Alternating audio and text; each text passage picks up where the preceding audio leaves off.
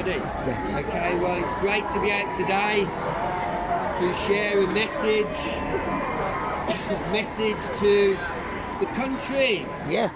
You know, there are only 3 real options. Currently, we're in an option in this country of atheism. Our kids in schools are taught we came from monkeys. Well, we didn't. God made us. We're made in God's image.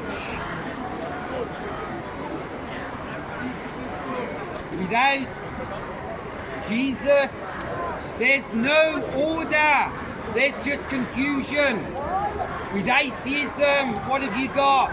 Everything's an accident. We're here, it's a big joke. There's no purpose in life. Atheism, number one, it's not true. A 9-year-old could work out that all of this must have come from somewhere. Only an idiot like Richard Dawkins would say it just appeared. Yeah, Richard, really scientific. Things don't just appear. There are designers who make things. Atheism doesn't work, it's not true. What about Islam? The second option. Remember, there's only 3 options. Islam has right at its heart their prophet Muhammad. Look at his life. Not a good example. Murder, robbery, theft. Look at all the countries Islam is dominant in today. They're basket cases. There's no flourishing, no prosperity. That's why so many, millions if they could, would come to this country or other Western countries. Islam is bad for any country. Doesn't work. Third option, Christianity. There's one way to know the living God. He's not a schizo. There are not 3 ways to know God. Hinduism, Islam, Christianity, or take your pick. No. The Lord Jesus said, I am the way, I am the truth, I am the life. One way to know our Maker. You want a relationship? You want a relationship? Get your relationship with your Maker sorted out first. Then all the rest of your life will sort out. When I was 21, thank God, I realised that. I had a job, I had money, I had a bag of weed, I had loads of stuff. But one night, when I stood in front of the mirror, my eyes bloodshot, my brain buzzing, I could see my heart was empty. Why? Because I hadn't found Jesus yet. Within a year, he found me, and let me tell you, Jesus came to seek and to save the lost. And if you're lost today, open your ears because God's trying to get your attention. The Lord Jesus today says to you and I, if you don't know him, he says to you, come to me and I will give you rest. Take my yoke upon you and you'll discover your purpose in life. There is a plan, a purpose waiting for you. It's God's purpose, God's good purpose to rescue you, to rescue me out of the drugs, out of the depression, out of the futility in life. It's no coincidence Jesus said, I am the bread of life. Whoever comes to me will never be hungry again. Was Jesus talking about Hovis that you buy from a bread shop? Of course not. Jesus was saying there's no satisfaction outside of him. You can be a billionaire in your mansion, but you can be as lonely as a man with his dog on the street. You can have all the fancy clothes and go on your yacht in the Mediterranean, but you can be lonely, lost. Why do you think so many billionaires are trying to give their money away to charity? Some of them hope they'll get some peace in their life. No! Purpose, peace, joy come when you come back to know God as your Father. Get your relationship sorted out with your Maker first and foremost. Then all the rest of your life will work out. Jesus said, "What shall it profit a man or a woman if they gain the whole world yet forfeit their soul?" The answer, of course, is it will profit you nothing.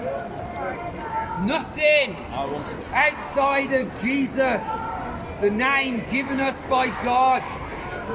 There's no salvation. But in Jesus, there is rescue. In Jesus, there is peace in place of your depression. Purpose in place of your futility. You wonder what life's all about? I'll tell you what it's all about. It's about getting your relationship with your Maker sorted out and discovering His plan for your life. That's what life's all about. Don't be like a man sitting in his nice big car with his foot hard down on the accelerator, but there's no gear. He's in neutral, burning himself out. Get in gear with your Maker. Yes, Lord. Get in touch with the one that made you. Then you'll discover your purpose in life. Yes. God's got a plan for your life. He's got a plan for all of us. He loves us. Shadrach, Meshach and Abednego were 3 young Hebrew men. And the king of that time made a big statue of himself. And he told all of his citizens to bow down and worship his statue. But these 3 young men said, "No, we will not worship anyone or anything except the true God." And they stood against the king. And the king got angry, as megalomaniacs always do. And he threatened them. He said, "If you don't bow down to me, I'll throw you in the fiery furnace." And these 3 young men gave a classic answer of commitment. They said, "King, our God can rescue us. But even if he doesn't, we will not bow down to your statue." No matter what creed you are, And God they were is thrown love. in the furnace. And God went with them, rescued them, as he usually does. Because you see, God honours those that honour him. Yes. Eric Liddell, the famous runner from 100 years ago, honoured God in his circumstances and didn't run a race on Sunday.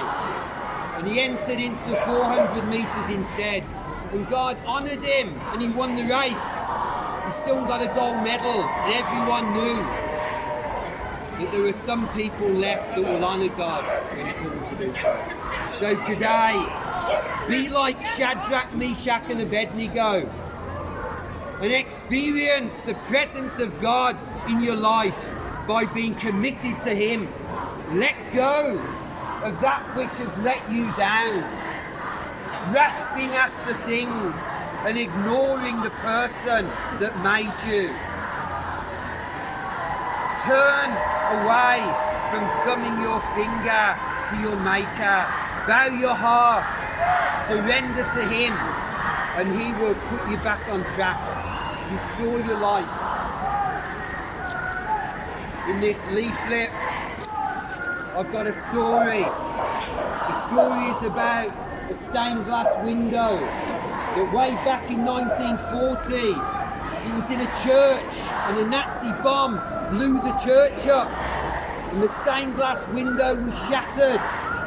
But the congregation gathered up the broken pieces, and when the war was over, they reassembled that stained glass window. Was it different from the original? Of course it was.